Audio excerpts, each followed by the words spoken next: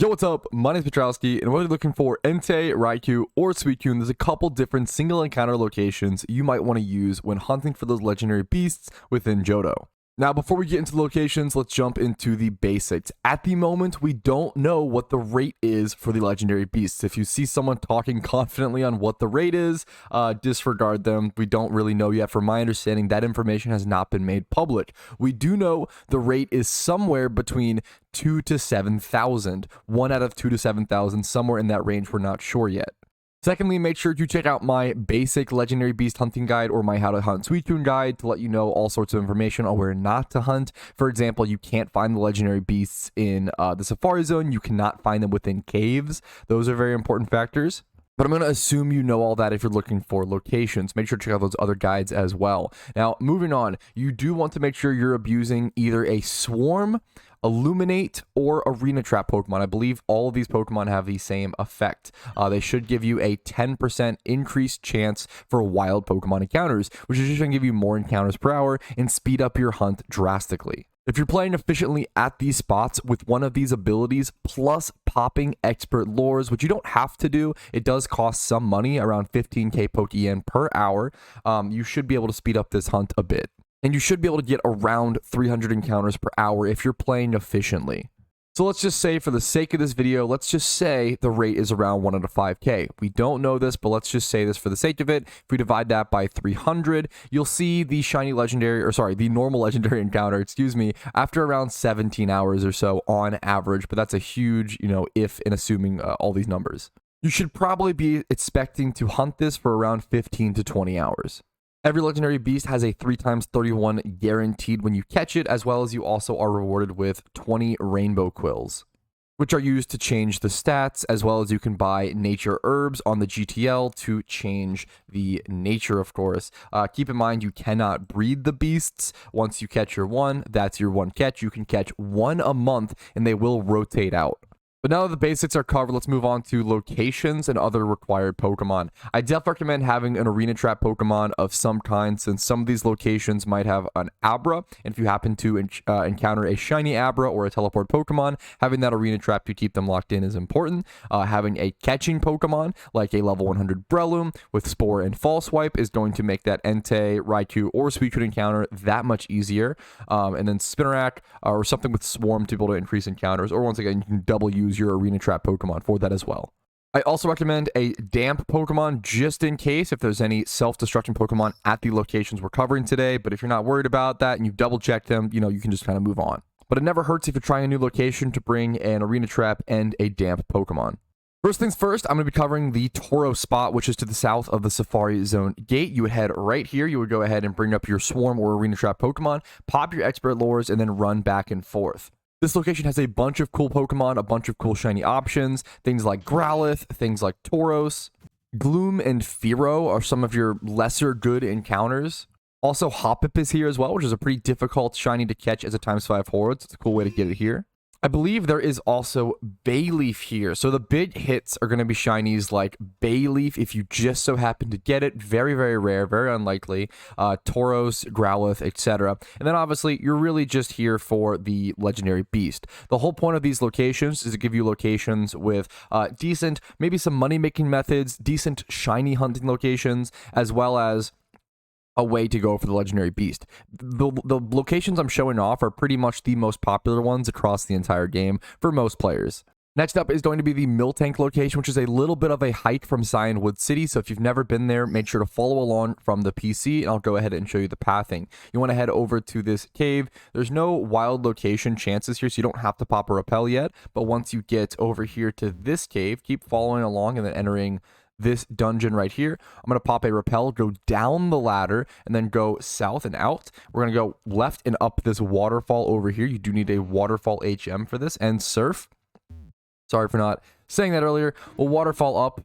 We'll head over to this location, and then right in this little grass square, you can encounter a lot of really cool Pokemon. Noctowl comes out at night, specifically Miltank. The best Pokemon here for shiny chances are Farfetch'd. If you're luring, you get Chansey, which is a big deal.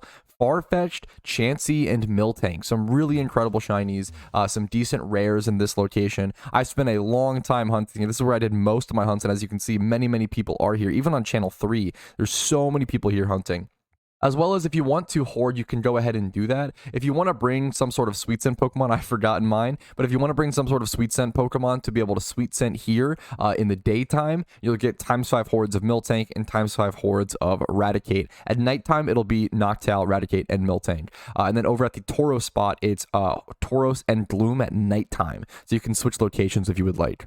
Next up is Route 45 south of Blackthorn City. It's really close to the PC, and there is a bunch of people hunting here. This is a very cool, I want to say underrated spot, but I feel like this spot is pretty properly known nowadays. This spot gives you access to Quilava if you pop a lure, which is a really cool shiny chance. I believe there is also Skarmory here, if I'm not mistaken. Route 45 Johto, yep, it's a rare encounter. Now, keep in mind, you absolutely want to have a damp Pokemon here. There are a lot of Gravelers and Geodudes, level 34, level 35-ish, that can explode on you. You also have access, I believe, to Gligar here, and Phanpy and Teddiursa. There's a bunch of very cool shiny Pokemon here that could pop out if you get lucky. This is also the new ×5 horde spot to shiny hunt for Gligar close to a PC. So if you want to do that to take a break between things, I believe there should be ×5 Gligar and ×5 Graveler hordes here. Just like this. But that's that spot taken care of. Let's move on to spot number 4. All right, spot number 4 is an interesting spot because it's so early game, and it's also bittersweet because it's still the best way. This is the best way to shiny hunt for Sentret/Furret if you're interested in these shiny Pokemon. And shiny Furret is honestly quite a beautiful shiny. Let's see this nice big pink shiny. A lot of people seem to like shiny Furret, understandably so, and everybody kind of expected shiny Sentret/Furret to get a ×5 horde with the addition of Johto. However, they did not. You still have to single encounter shunt for this Pokemon. So you want to go to the east of Cherry Grove City. It's right quickly over here to the east, right here. Now, from my understanding, I didn't see any lore special encounters here, and honestly, the encounters are pretty basic. Actually, Cleffa might be the lore encounter. Yeah, there we go. What timing? Cleffa is the lore encounter, so it's a 5% chance here for Cleffa. Other than that, there's really not any crazy encounters here. You're pretty much seeing early game Pokemon Pidgey, Rattata, Sentret, Hoppip, and Hoot. Sentret's obviously the big one if looking for that shiny Sentret/Furret. That's the main reason to hunt here. So there's a lot of people who do want to end up shiny hunting Furret, and if you want to do that on the way to your legendary beast, this is definitely the way to do it. That is spot number 4 covered, a pretty simple one. All right, next up is easily the least popular spot that I see talked about, and there's a fair reason why, but I had someone recommend it that I think is pretty cool. So we're going to be starting here in Violet City. We're going to be heading over to, I believe it is Route 36, if I'm not mistaken, Route 36 in Johto. So keep following this path to the northwest of Violet City. You'll head over here. There's going to be a little patch of grass in between these trees if you just follow this path. Head over here, and then right here. This is Route 36, and I believe this is pretty much it. What you want to do here is you want to pop a lure and then run back and forth. The best encounter here, the reason why people come here, not many do it, but the reason why some people do is for a 5% chance at a wild Umbreon. So you can shiny hunt for Umbreon very slowly if you would like to try to go for that. As you can see, you can also get Pokemon like Lediba here. I believe you can also get Vulpix and Growlithe depending on the time of day, possibly. I know for a fact if you hoard here, there is ×3 hordes of Growlithe and Vulpix depending on the time of day. So you see, I believe Vulpix, I believe Growlithe is, we could check the Pokedex. Let's double check. So usually Growlithe is a daytime mon, and Vulpix is a nighttime mon, and that's how many of their locations go. So let's see if it's the same here. Johto, Route 36, day/morning horde. That makes sense. So you see Growlithe in the morning. Let's see if you only see Vulpix at nighttime. Wild locations, Johto, Route 36, night/morning. So you can see them both in the morning, hilariously. But yeah, if you hoard there, you can do ×3 hordes of both of those Pokemon. And then running back and forth, you'll find Pokemon like Pidgey, Nidoran male, Nidoran female, Vulpix, Growlithe, Hoot, Spinarak, Ghastly, Stantler, and Lediba. That's what the wiki says.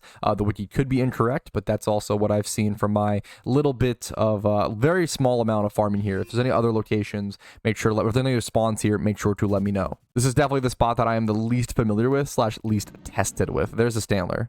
But that should be about it. That should cover the 5 locations I wanted to show off today. Just 5 of the most popular locations where a lot of people go to hunt their legendaries. If this video was helpful, make sure to leave a like on it. If not, make sure to dislike. Subscribe to the channel for daily PokeMMO videos. Follow me on Twitch for streams Monday through Thursday at 12 p.m. ET. Links down below.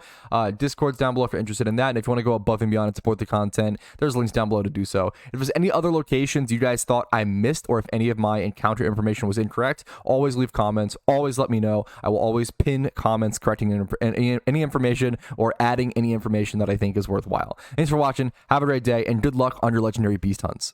Hey, thanks so much for watching till the very end of the video, and thanks to everybody whose name is on this list.